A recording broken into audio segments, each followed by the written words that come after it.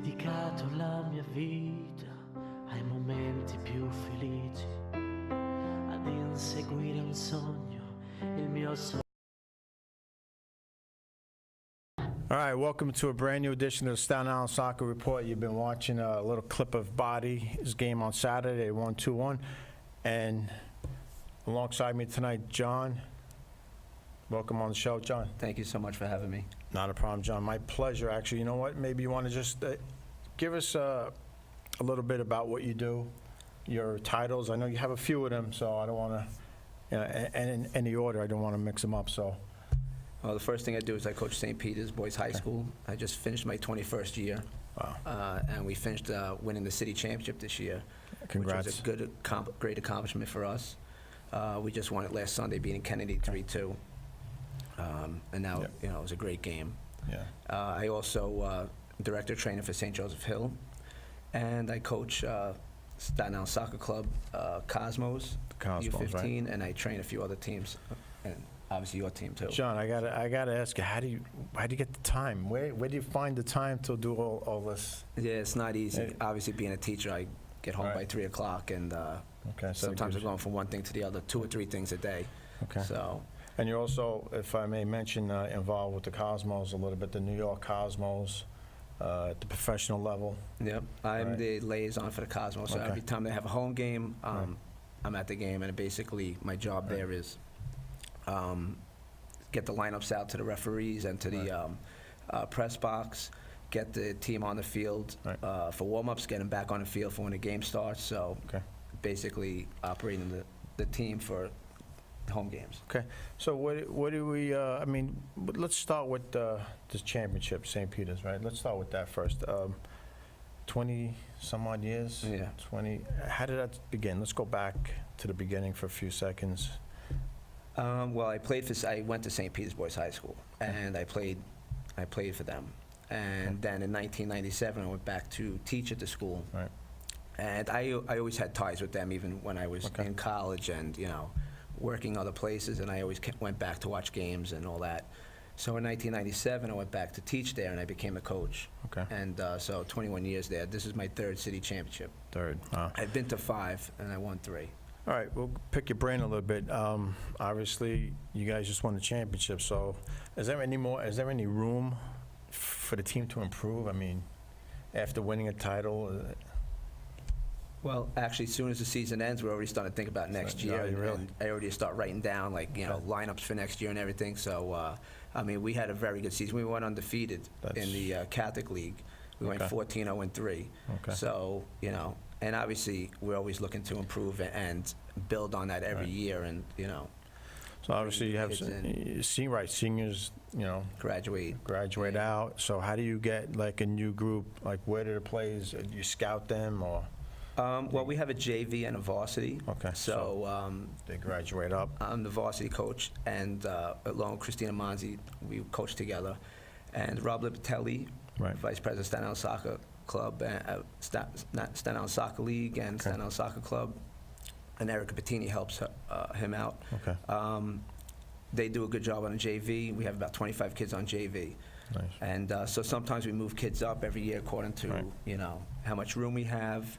And then, obviously with me training teams and coaching and everything else, I see other kids, and hopefully they're going to come to the school, Right. and then, Okay. So sometimes I have an idea of kids that might be coming to the school the following Right. year.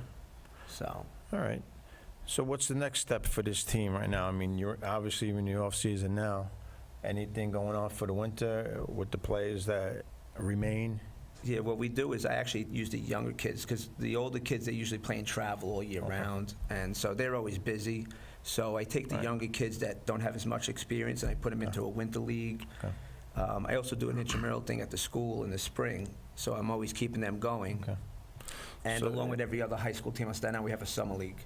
So it's safe to say, like, the holidays are the only time, like the December, Christmas, New Year holiday break is the only break that they get, really, right? Yeah, pretty much. Pretty I much. think somewhere in the middle of January, we'll start the winter program. Right, yeah. And that'll go for about 8 weeks. And maybe a month during the summer, right? You get Yes, Summer, yeah. like a July, maybe? Like this year, training camp started August 21st, Okay. so they had a couple weeks off from when we did the summer league. So they're playing and practicing for 10 months out of the year? Yeah, pretty much. Right. That's And then once the season starts, it's pretty demanding. Like I said, we started August 21st. We went about 5 or 6 days a week up until last week, so. Wow. And they squeezing in 26 games in. And that's a full commitment, right? Yeah. I mean, that's the biggest thing, Yeah. right? Having these players commit after school, right? Staying late, right? Practice every day. We gave them days off when we feel like they're, Okay. getting banged up a little Right, bit, right. things Yeah, like that. well, But that's a good practice thing. almost every day, and then we travel a lot. We play games in the Bronx, Westchester, New Rochelle. Okay. So, and those are during the week, so. How many games total you guys played this past season? We played, I think, 25 or Is it that 26 many? Is games. it that many yeah. games? And you're squeezing them into. You want to give us a quick rundown of the big games that you played? Were any games that you were, in danger, maybe of not making, not winning Well, in the in the Catholic, playoff? yeah, in the Catholic League, we went 14-0-3. We had 3 ties: Kennedy, Spellman. Okay, so- They were tough games during the season, and Right. and St. John's McClancy was a tie. Okay. And that's who we played in the final, was Kennedy. We had beaten them 2-1 at home, tied them 2-2 on the road. So the final was a 3-2 game. It was tough. Were you trailing in any of the games where you had to come back and We were maybe actually- score a late? Yeah, Yeah, we were actually yeah. trailing in the championship game 2-1. Oh, We were okay. trailing and All right. had a Wow. red card, so we were playing a man down for the last 30 Wow. minutes, and somehow scored 2 goals and came back to pull it out. I guess So, great teams always find a way, right? I mean, yeah, we that's- we had a lot of talent on the team, Yeah. so, Yeah. and the kids just worked hard. Matter of fact, when we were down 2-1, the kids seemed to when we tied it 2-2, all of a sudden Yeah. they just got a burst of, burst of energy, and we just started fighting harder, Right. and, there was no quitting Okay. them. All right, well, next week, you guys we're invited to In the Bleachers, the sports show that we have going on next door here. Right, so you have your players in the studio, and they'll get a chance to, speak, I guess, share some of that championship season with Jamie and Hector next door. So look forward to that. Next Monday night, we'll have the team, not on this show, but In the Bleachers. And I guess it's going to be dedicated, that show is going to be a soccer show for the night, because he does a variety of sports. All right, so let's go on to your next team. Staten Island Soccer Club Cosmos. Let's talk about the Cosmos, yeah. Well, the travel team that I have, I also call the Cosmos, Okay. and they were just put together last February. Right, the Staten Island Soccer Club, Yeah. Cosmos. Was it U15. U15 Yeah. boys? We played last spring, and they did pretty well for a team that we just put together. We went 4-3-3. We came in 3rd in the division. And right now, because of high school, they're not playing in the fall. Right. So basically, we've been Right. training once Yeah. a week to Okay. keep them, organized and going, and then we'll start going indoors and starting to push it a little harder. So U15, no regular season games where you practice. Yeah. That's a good thing. And a lot of those kids are playing high school, so it was Right. difficult for them. So I had practice every Sunday morning just to kind of keep them Okay. going. Right. Yeah. All right, keep the team together that way. All right, what's your next team? Then I have all the St. Joseph Hill teams that I train. Right. There's about 14 teams there. So you just train? I'm the director for the whole program. Okay. I train 4 of the teams myself and have a couple Wow. people that help me out. Okay. Well, let me just mention this now. If anyone out there is looking for a trainer, is there any way maybe they want to get in touch with you? Either, I guess, an email or a phone number you want to give Yeah, out? they can Yeah. email me. Yeah, just give out your email. Okay. And this way, It's JLIANT7899@AOL.com. okay.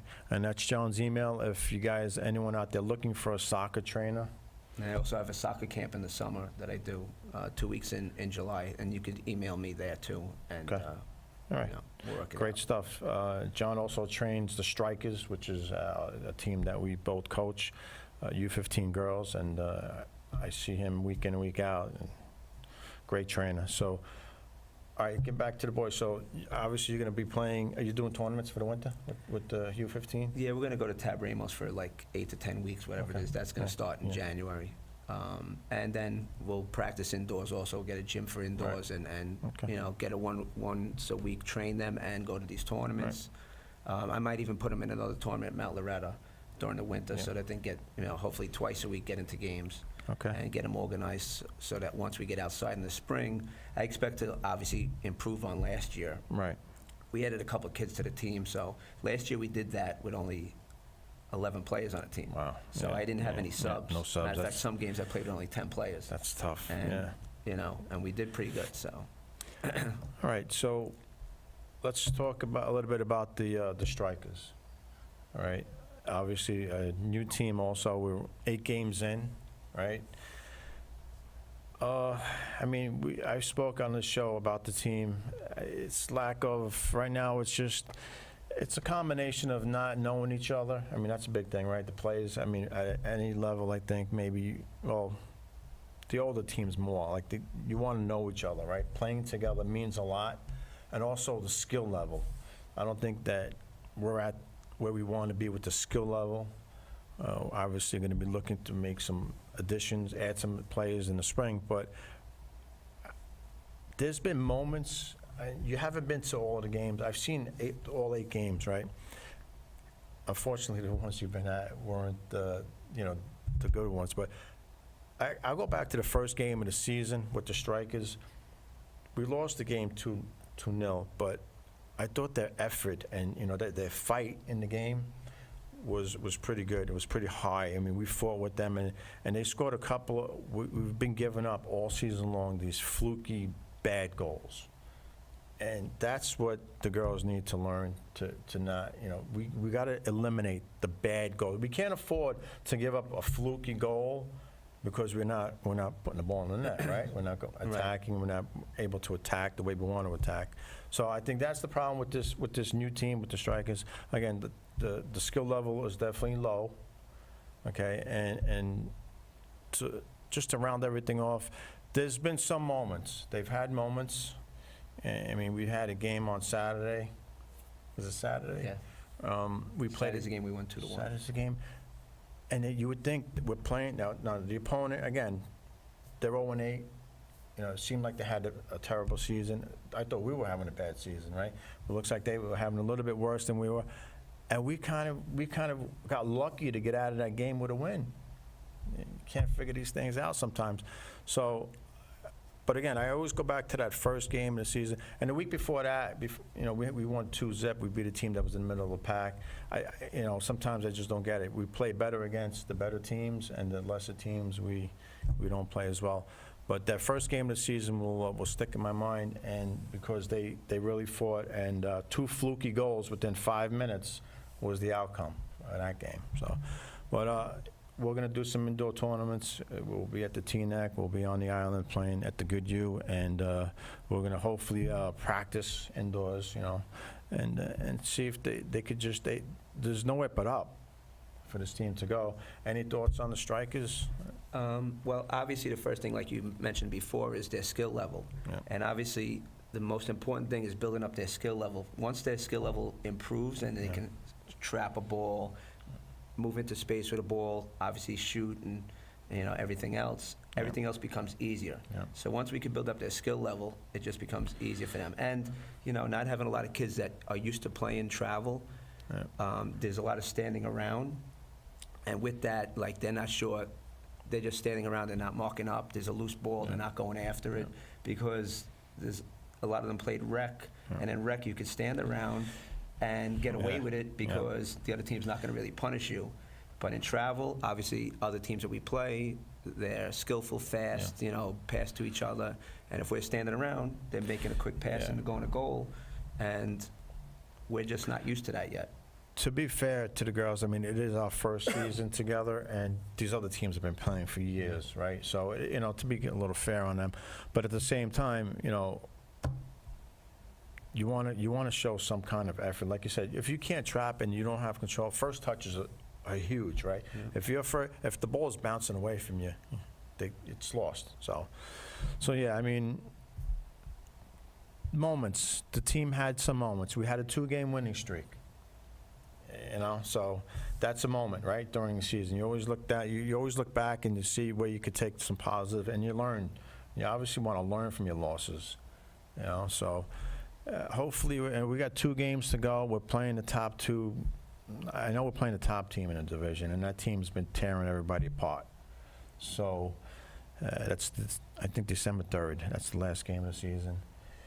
I mean. As far as a game plan for that, I mean, how would you go against a team that you look at the standings as 9-0, all right? And you figure they got, I'm just guessing, about 35 goals and maybe giving up about 3, okay? So how would you match up now? I mean, you got this soccer history, right? You're coaching the strikers versus this top team. How do you go about that? Well, I've had teams in the past where, like, my team wasn't as strong as other teams, so the first thing I do is try to slow the game down. Right. Every time there's a goal kick, a throw-in, you just count to 15, count to 20, just try to kill the clock as much as possible and try to stay in the game as long as Right. you can. And obviously, as far as soccer level on the field, basically just to try to match up as best you can, keep them in front of you. You know, kids that are skillful, and like you mentioned before, some teams, they've been playing travel for 7, 8 years already, and obviously they've gotten a head start on a lot of our kids. Right. So basically, you just try to keep them in front of you and not jump in, because when you jump in, basically you start dribbling around you and creating chances. You know, you and I, we know that. Like, I would definitely, if I was on the field, I would definitely be slowing it down. And we spoke about that, I think, on Saturday, right? Before the game. If we have a lead, there's no need to run for a ball that goes behind the goal, or, you know. Now, are the girls actually going to slow it down? Are they actually going to walk? Are they going to remember to do that? Well, again, like we said before, part of it comes with experience. Like, if you Right. had a more experienced travel team Yeah. and they were playing a much stronger travel team, with that experience, they would know how to slow the game down, know how to kill the clock, know when to play. You know, if you watch a pro game and there's like a minute left, they go into the corner with it Right. and they try Yeah. to shield them off and try to their best to kill the clock and things like that. The other thing we talked about recently is about how years ago you never saw anybody rolling around the ground and faking injuries, and now that seems to be the new trend to last, whatever it is, 10 years, that guys are barely getting touched, and part of that is their game management as far as trying to kill the clock, because they know there's a minute or 2 left. Even though the referee's stopping adding time on, they're still trying to figure out how to slow the game down, kill the clock as much as they can. And more experienced kids, like in high school, college, they'll do the same thing. Right. So it takes a while to learn all these things, but those are ways to frustrate and slow down a team that's more experienced and better than you. Sometimes I just think that at the professional level, when they're faking their injuries, I think it just takes away from the game a little bit. I agree with you. Right? You know, like, I think I remember seeing, let's go back to the Italian national game team against Sweden. I believe it was the first leg. Chiellini gets tripped or whatever, gets touched, but he rolled over like 5, 6 times, right? Puts his head up, he's on the ground, puts his head up to look at the ref to see, the official, see what call he was gonna make, and then puts his face back down. Right. I mean, that type of stuff, and I'm surprised to see that out of a play on the Italian national team, to that extent.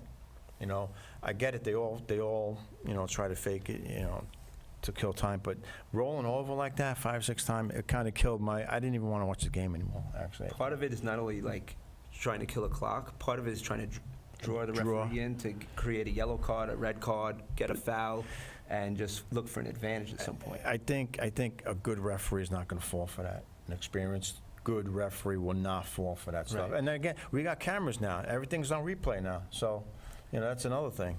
There's replays.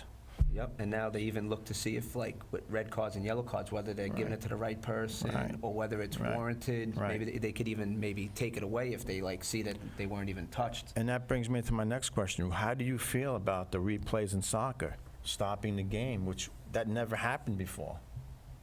In the history of this game. I think they have to find a way to monitor it the right way where it doesn't kill the game. I mean, obviously, it has to be only for certain circumstances, obviously goals. Right. Yep. When a goal's scored anyway, the ball's got to, there's a Right. kickoff and all that. You got to, what, a minute maybe? Yeah. Right? I think After I think for goals, it's obviously,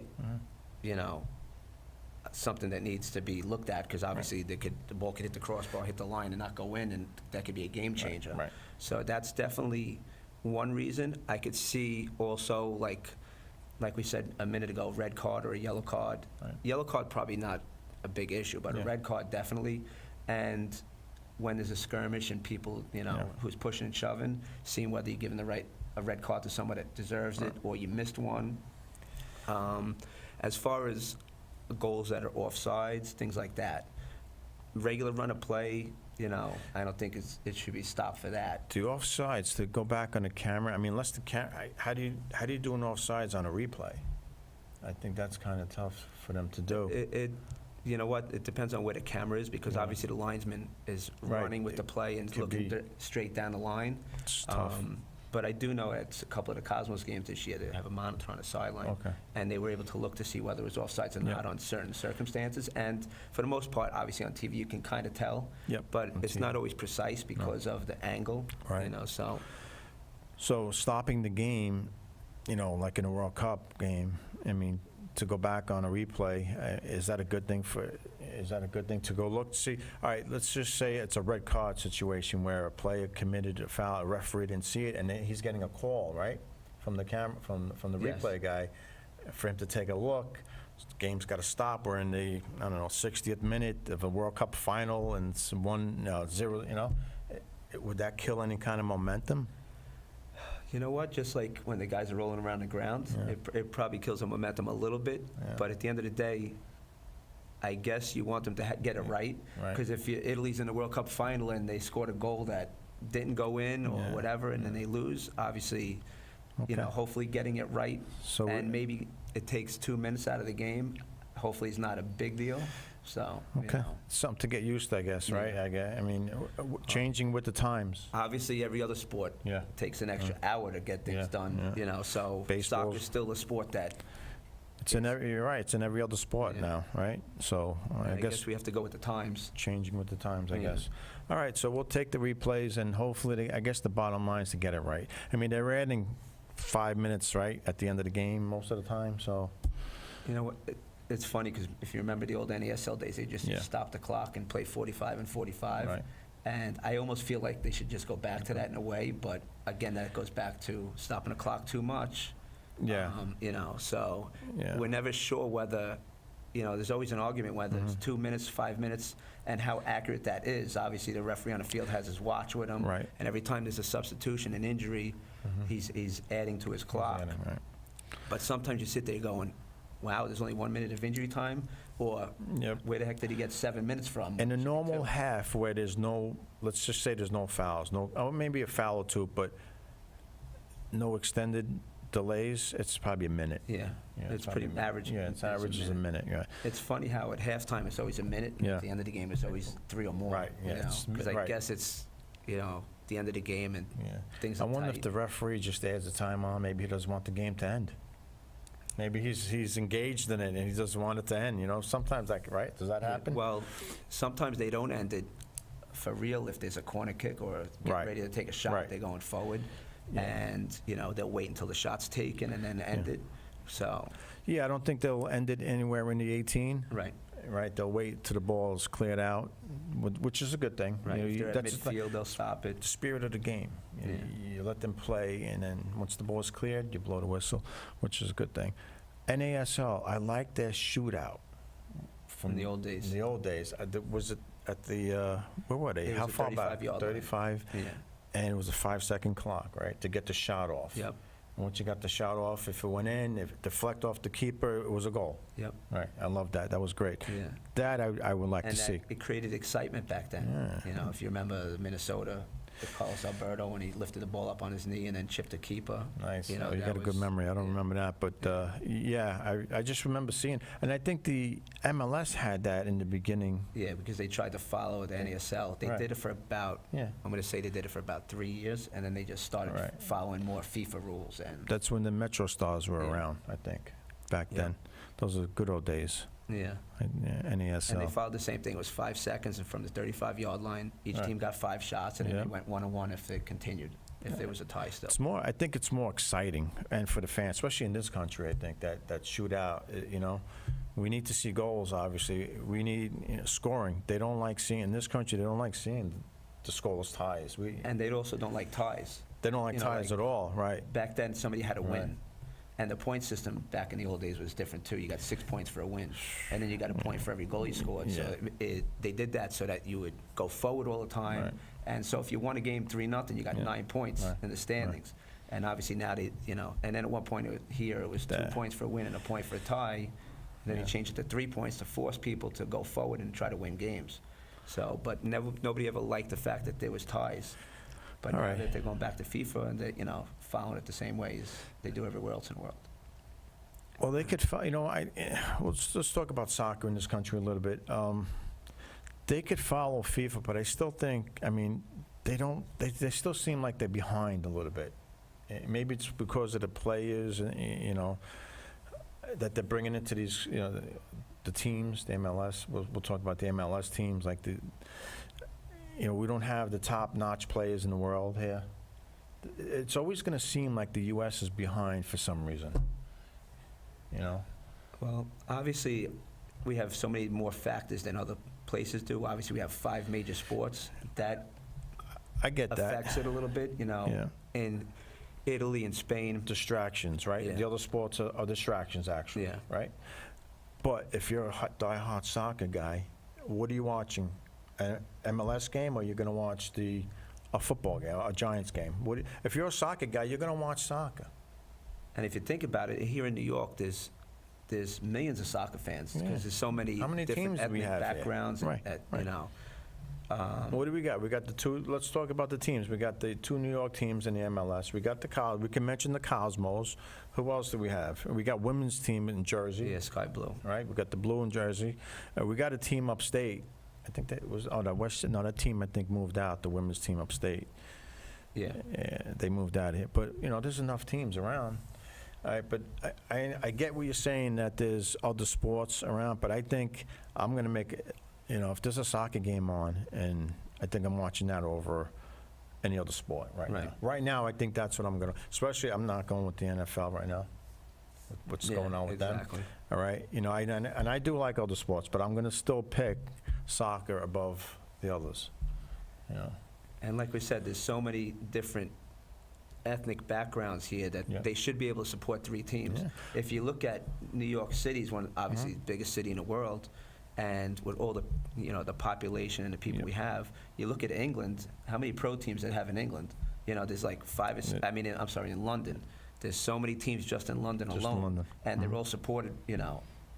With 50, 60,000 people, so there's no reason why 3 teams in New York couldn't, be sustainable. Well, it's So- proven over the years, and I think you know this also, if you bring a national team, any 2 national teams, all right, to MetLife Stadium, because that's the biggest stadium we have, right? 80,000, I think, Yep. somewhere around there. Yeah. If you bring 2 national teams in that stadium, if they fill it up. Well, So- even if you saw in the summer, Barcelona played Juventus, it's just an exhibition game. Yeah. It doesn't mean anything. It didn't mean and a thing. You know what? There's times where they're not even going to play everybody. Yeah. And still, I guess because it's an event, 82,000 people, and the tickets were pretty expensive. I was hearing $250 for a ticket, which is a lot of money for an exhibition. So what does that tell you, John? What does that tell you? That there are a lot of soccer fans, Okay. and you know what? A lot of soccer fans in New York are fans of European teams. And Right. That's probably part of the problem. They're fans of, Juventus or Barcelona or Real Madrid, and I guess they don't have enough respect for the teams that we have here because maybe there's just not enough star power. There you go. I But think I think- that's it. Yeah. That's it, John. I think you nailed it. If you don't bring the star players here, they're not going to come out. That's it. National teams have star players.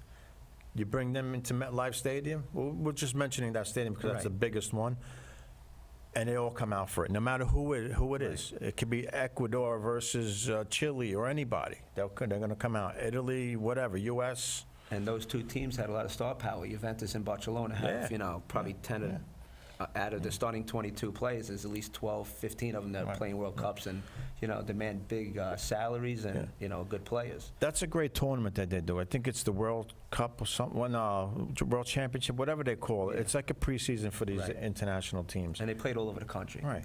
So at some point, these star players have to play because they got to get ready for their season. Right. Like the Ronaldos and the Messis, So they got to play at some point. I know Buffon played, right? Yes. He played at that. This year, actually, most of the players played most of the game. Right. 'Cause I remember going to a game a few years ago, Juventus So- and Manchester Right. United at Giant Stadium. Juventus had like 2 starters out there. Okay. And, there was 80,000 people that night, too. But this particular game, which I watched on TV, it seemed like almost everybody Right. played. In the past, I think if they came down here like in July, that's when they probably you're not gonna see the starters as much, I think. Right. But if you do it later on, and you know, once they're getting ready, their season starts like August, right? Somewhere in Yeah. August, so. Well, it depends on, like this year is a World Cup. So Yeah, they started a that's couple good. weeks earlier than normal. Right, right. If not, normally, probably the first week of September would be the Okay. first game. Yeah, and I think everyone involved knows that. Like, if you're bringing these teams to the States, you got to play the big guys. You got to show them, otherwise the fans, you know, they're not all going to come out, you know? So, The problem is, I think the first couple weeks of training camp, they're trying to look at the younger kids and Yeah, see what yeah, they have, and then yeah. as they get closer to the season, like you said, Yeah, then the regular starters are going to play more and more. Yeah. They're taking them along Yeah. slowly, you know, Yeah. especially nowadays with all these players that are very good players. They're playing in the Champions League, Okay. so they're playing a lot more games. yep. They're this- playing their regular season, they're playing Champions League Yeah, games. yeah. So now when the season's ready to start, they've only had 3-4 weeks off maybe, and especially if it's a World Cup year. Yeah, like So- we got coming up, right? And So yep. they're playing 10, 11 months out of the year, so they're trying to find a way to give them a break. Yep. So, yeah, this is definitely going to be, and your brother's on the Facebook side of things, and we'll say hello to the Facebook fans. He wrote you a little Oh. message there. But, yeah, again, this is a World Cup year, so we got the Champions League. Players are playing in, like, Barcelona's, Juventus, right? Well, Juventus is not going, any of those guys. The Italian guys are not going to the World Cup, but they have Argentinian players on that team, on Juventus, you know. So, yeah, a lot of these players are going to be playing a lot of soccer coming up, Yeah. you know, especially with that World Cup this summer. Any thoughts on that, John? I mean, what was your feeling? What did you feel like when you found out that Italy didn't qualify? Well, obviously, for me personally, and obviously you too, Yeah. it's the first time ever that Right. in our lifetime that we're lifetime. not seeing Italy Mhm. playing a World Cup. My first World Cup was 1978. Okay. So basically, when the World Cup comes every 4 years, it's focused on Italy Yeah. winning the World Cup. Yep. You know, Absolutely. that's what our mentality is. You know, we're not just going there to get out of the first round. Right. That's kind of like the U.S. mentality. Exactly. You know, I agree. we root for two teams, U.S. and Italy. Mm-hmm. For U.S., we're just hoping, okay, hopefully we get the right teams, we get out of the first round. Yeah. Maybe we win a round of 16 game, like 2002, they went to the Yeah. went to the quarters. But Italy, Yep. it's like every 4 years you're looking forward to it because you know there's a chance they're going to win a World Cup. Yeah. So not going is a total, Like, it's a shock. It's actually an Yeah. embarrassment in a way. embarrassment, yeah. You know, I'm going to look at it, you know, like on the other side of things. Can it be anything good out of them not going there? I mean, maybe just ripping this whole thing down. Can it, you know, just starting over from scratch? I mean, there was a decision, or somebody, I don't know details, but someone from the Federation I heard today resigned. I don't know if it was the president or not, but can it be anything good that came out of them not making it? With the older players down, this Italian team was a veteran, more veteran team, right? I think, you know, obviously we had too many older players playing in there. I think Yeah. they're just like the U.S. They're relying on players Mhm. that are much too old. You know, the back line, a lot of those guys in their late 30s. Yep. And I think that because they had too many older players on the field, they couldn't play at a faster pace because it starts from the back. Yes. If these guys in the back can't step up and play quick to the midfielders and forwards, you can't create enough offensively. And you saw that the whole 2 games with Sweden, like they had some chances to score, Yeah. but they should have been dominating the game. I mean, it's Italy. Right. But they should also have been able to dictate the pace of the game and create chances and move the ball quickly. And I didn't see a lot of I see. that. I didn't see Does enough it- of offensive creativity. Does it start with Buffon in goal? I mean, he's 40 years old, or just about to turn 40. Now, here's a prime example of a guy that never wanted to leave this team, and the Federation kept him in there. This is why I say, rip this whole thing down, starting with the president there, and let's just let the young guys play. Let's go to Serie B. Let's go to Serie G. You know, let's get these young, hungry players. That's exactly right. You know why? Because these guys that are on a national team, these guys obviously making a lot of money. Right. And a lot of times you think that they don't even want to be playing in the World Cup. They'd rather be on vacation because, you Yeah. know what, they've already established themselves, they're rich, they play on good teams, and they look at that as, I could be home relaxing for 3-4 weeks. But you have guys that haven't established themselves yet that are hungry, that want to get into a World Cup. So you're right, guys from Serie B, you know, that haven't established themselves and want to make a name for themselves would probably be better off playing. And I think the other issue is, which I think we've talked about a few times, is, you know, you look at a Milan, an Inter, and you don't see any Italian starters. You don't see anybody playing. So especially on Inter, So the Italian league is one of the best leagues in the world, but they're not developing Italian players because you know, years ago, if you remember, Milan had, you know, Van Basten, there was 3. You know, Napoli had 3. Every team had 3 superstar players, but the other 8 were Italian players, and they just got better because of maybe 2 or 3 superstars around them. Now you watch Inter play, there's nobody. There's no Italian players, So the Italian national team's going to suffer because they can't, you know, they have nobody to develop. So where do we go? I mean, all right, obviously we have the European Cup that they need to qualify for. That's in 2 years. So I'll put you in charge of the national team, the Italian national team, as a coach. And you have pretty much, well, you're in charge of everything, development and all that stuff. Where do you start? Do you bring back any of these guys, any of the older guys? Do you bring any of them back? I'd probably bring back a couple for leadership, you know, and I would have to look at it to develop. Name 2 guys who would you bring back from this team now, the older guys? Well, actually, some of the older guys probably wouldn't be ready to be too old in 2 years from now. So, well, you got to call. Has to be out. Buffon's, well, he announced his retirement anyway after this, so he's done. Cellini, I don't know how old Cellini is. I would say Bonucci. I think he might be a little bit younger, and he definitely want it because he's a hard-nosed player. So I'd probably bring him back, maybe 1 or 2 other players, and do it by, you know, 1 in the back, maybe 1 in the midfield, and then fill it in around them with younger players that are hungry, like maybe in their early 20s. Not, you know, and obviously I would start looking at the under-21 team and see. You know, obviously they had a pretty good run. I would look at some of those guys and see who we could bring up from there. And, you know, and like you said before, some Serie B players that maybe nobody even knows about.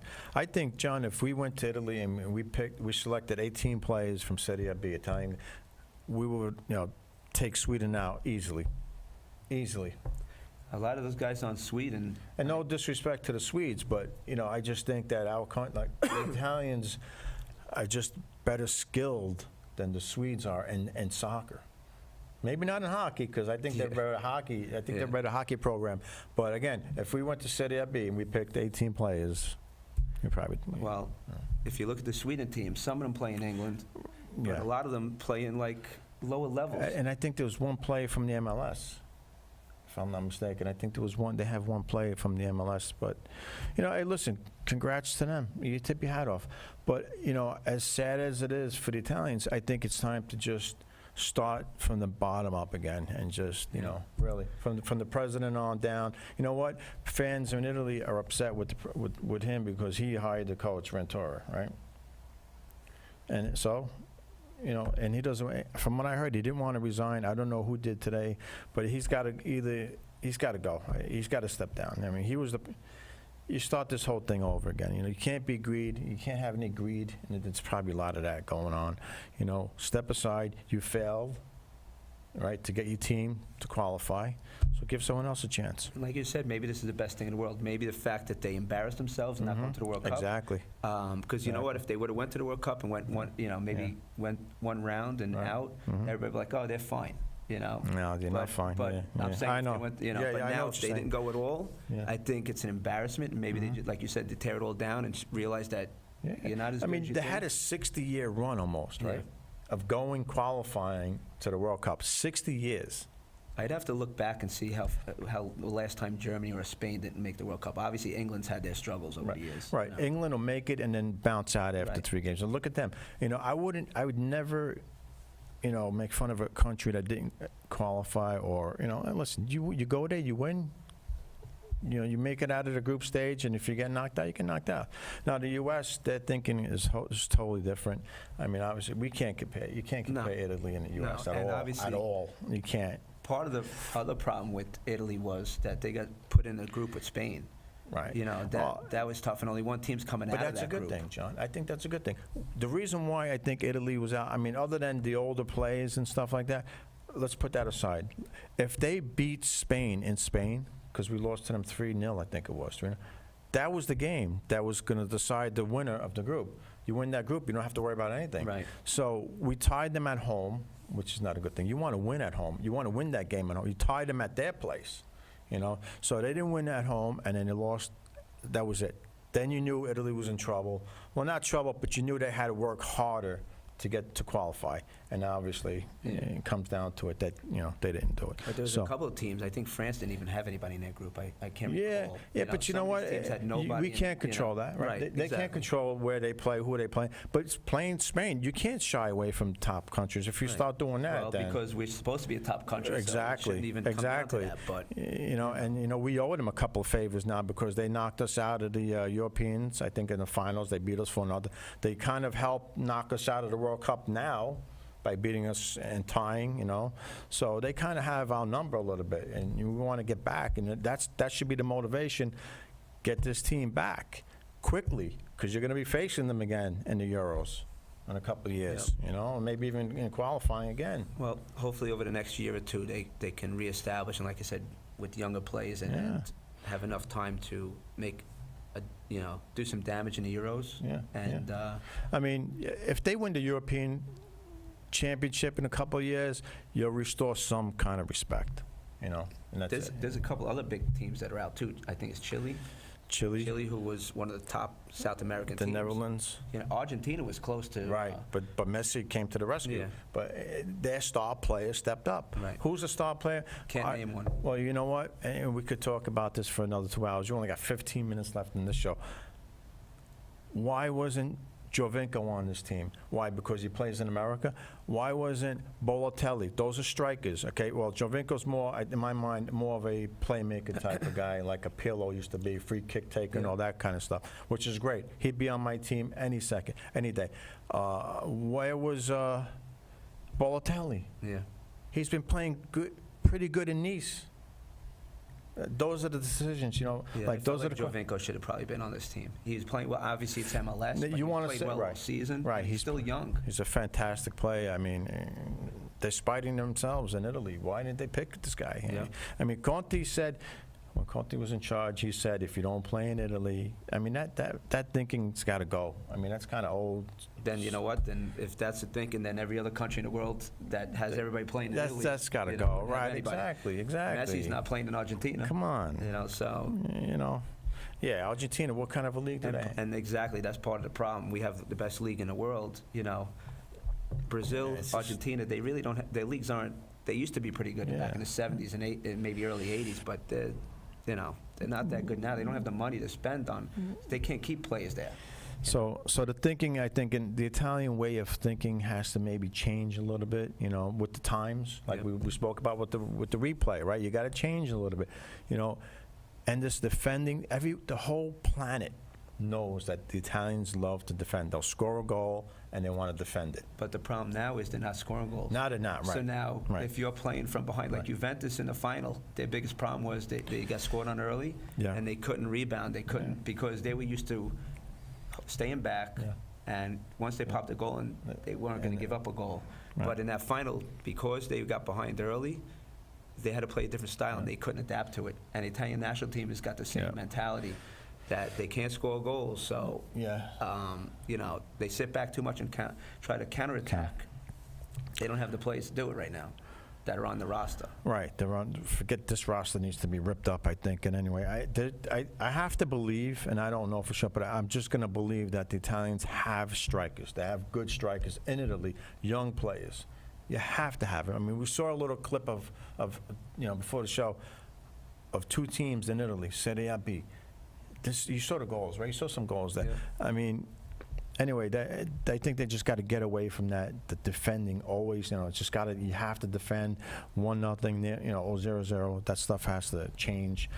Real quick, with a few more minutes to go, the U.S. national team, what do they need to do? They have the same problem in a way, obviously at a different level, but they're relying on people like Tim Howard and Yeah. Dempsey, and maybe even Bradley to an extent. Right. You know, what happens is they're not developing players either. They have some younger players, but they're not at the level they need to be at. You know, Christian Pulisic, he's only 19 years old, plays at Borussia Dortmund. Yeah. He's a great Yeah. player. Yeah. They need to find a way to build a team around him. Right. But you can't rely, you know, Tim Howard in the Trinidad game, the last game, he Yeah. gave up a goal from about 35 Yeah, yards out. yeah, that was- shouldn't happen. yeah. And Dempsey, you know, Well, he was Dempsey- a very good player for a long time, but he shouldn't be, they shouldn't be relying on him. Just today, he says he'll never say no to the U.S. national team call-up. So, I mean, just that thinking alone, you know, that's just, he was a great player in his time with the national team. But you want to help out the team, stop playing and maybe coach them. Help Yeah. in that way, you know, help develop some players. And you know what? They're playing against teams like Panama. Yeah, They well, need to be that's- able to get out of the group, no problem. I Right. mean, if you can't get out of this group, then what do you expect to do when you play, you know, in the World Cup? They played Portugal in a friendly. I don't know Yeah. about Portugal's side. Was their full team in that game? I don't know I much saw about parts it. of it, but I didn't see enough of it. Yeah. But, you know, it's a friendly, so Yeah. it's not, you know. So I feel like when they play these top countries like Portugal, I think, you know, they'll accept that friendly only, you know, maybe for money reasons, but for them it means nothing. No. For us, even a draw means, you know, so what? You draw against Portugal, do they have their top team there? Right. You know, so, And the mentality can't be, oh, look, we just tied Portugal 0-0, or we just beat Portugal 1-0 in a scrimmage. That doesn't mean No, anything. no. You know, it matters when they play for real in a World Cup game, Right, or, right. you know, some sort Yeah. of qualifier against a Mexico or whatever. But I've been calling for that. I've been saying that on this show for years about the U.S. national team playing friendlies against Germans, the Brazils, Italy, you know, all the top countries, friendlies. Play them. Whatever it takes, get it done, you know? I mean, you can't, a couple years ago, I think it was Jamaica that knocked us out of a tournament or beat us in some tournament, all right? Now it was Panama. I mean, all due respect to these countries, but we're better. Yep. We should be. With all the money that we put into this right? the only difficulty is that for the U.S., they have to play 2 rounds, where in Yeah. Europe they play 1. Right. And you have to go to some of these places that, like, they're jungles, Yeah, like I in know. I get it. Honduras I or get that. I wherever get- it is, you know. And so it is a little more difficult to go play on these bad fields, but you know what? At the end of the day, if Germany had to go there, Yep. it wouldn't affect them. They'll get you it know, done. so- Exactly. It's the mindset, right? It's the mindset. Yeah. I think the CONCACAF is built or it's set up for the United States and Mexico Right. to qualify every 4 years, I think. I think Costa Rica is a very good team, too. Matter of fact, was it the last World Cup they went to, or the World Cup before, Yeah. they went to the Final Four. They were close, right? And yeah. I think they usually have a pretty good team. So those are the 3 that I would All feel right. are always going. But the rest of them, you know, Jamaica and Trinidad. Jamaica sometimes goes to World Cup. And Once in a blue, they're they'll have- athletic. Right. You right, know, so. right. Yeah, I think it's four teams that Yeah. advance. So you know. I think it was Panama. It was the 4th team. So again, it's just the U.S. I don't even know where to go with them. I think they need to really. Bradley's got to go. I really don't want to see him on the pitch anymore. I mean, And again, he can be that leader off the bench or whatever, but you need to build a team. Yeah. You know, you need to Yeah. have a nucleus of players. You can't Yeah. be relying on him. right? And for me personally, I just think he's very slow. I mean, I think he's a Extremely. nice player. He Yeah. distributes the ball okay, but I think he's slow. Yeah. All right. I mean, the keeper, he's got to go. I mean, we have some other Howard. keepers. Brad Guzan, I think, is a little young. He played He's in a- England. right. I mean, I think he's in Atlanta now, yeah, right? yeah. He just came back into MLS. He was in Right. MLS. He went Good. to England for a few years, and now he's with Atlanta. Well, we need him to play here. I think we need players here. So, yeah, with the U.S. national team, it's just. I mean, they're playing games already, so which is a good thing. Right. They rebounded right back, and they're. I don't think they named the coach yet. No, No, so we're waiting to see who's going to lead that team. I think, Brad Friedel was named head coach at New England, yes. which is a good thing. All right, Yeah. I remember his playing day. He was a nice keeper for the U.S. So good luck to Brad in New England, and I think the Patriots own a Bob Kraft owns them too. Yes. He owns the, right?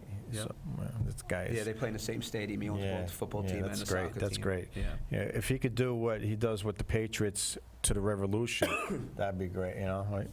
But, all right, anything else? Let's see. Well, we showed Body. I mean, I can't believe right now that they're on top of the table here.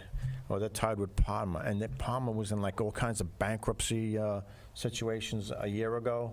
Well, hopefully they can stay in the top two and they don't have to play the playoff and go directly into A. Right. You know, obviously they've been in A a few times, but they usually only stay for a year or two. Yeah, they come back. And the frustrating part is Body's one of the, bigger cities in Italy. Yeah. They should be able to stay in A. You got some of these little small towns that are in A that you wouldn't think they have enough money to stay there, but so hopefully Body can go to A this year. I mean, you probably know a little bit more than me, but I think is Body's mentality like growing players and then selling them off? That's what they always used to do. Right? As soon as they had a little Cassano. money, if somebody was worth something, they sold them off. And that's it. And you know what? You saw it with the attendance for years, because when they were in the middle of the B, where they weren't going to A, and they would just stay in the middle, which is insignificant. Right. You'd have 2,000 people at games in a 55,000 seat stadium.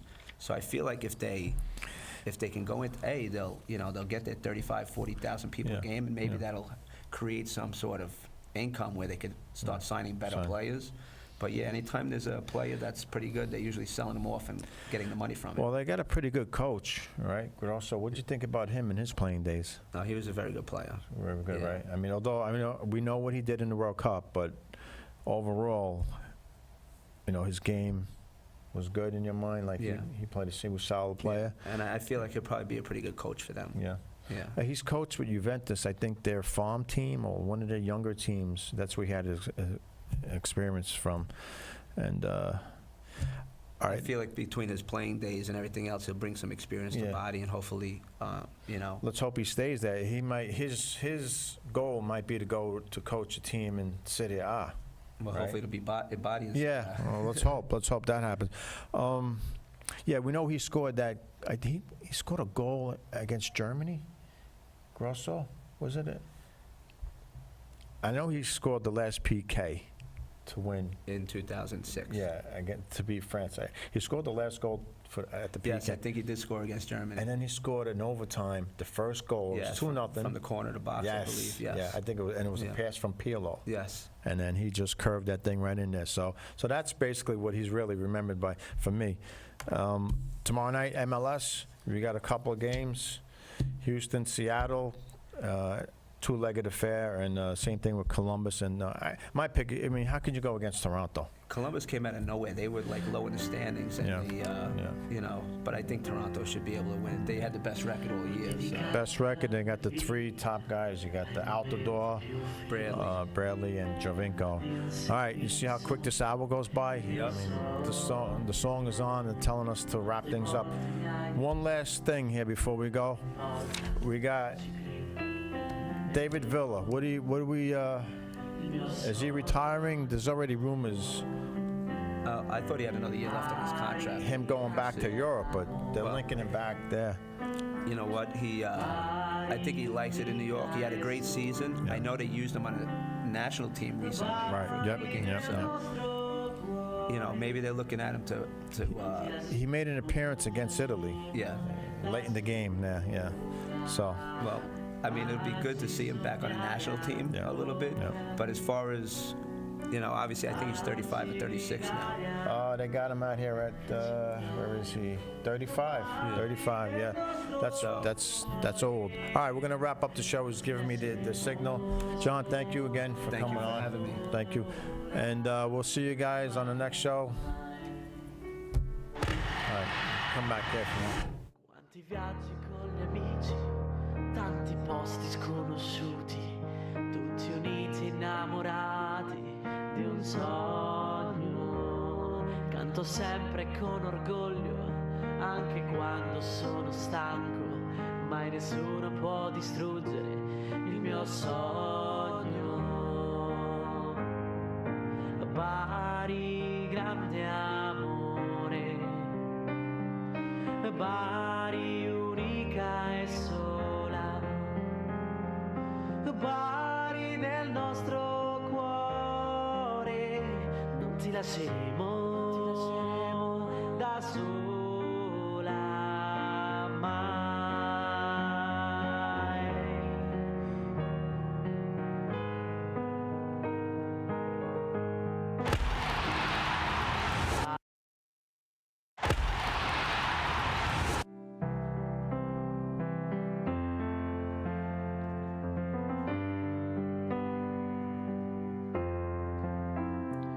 Ho dedicato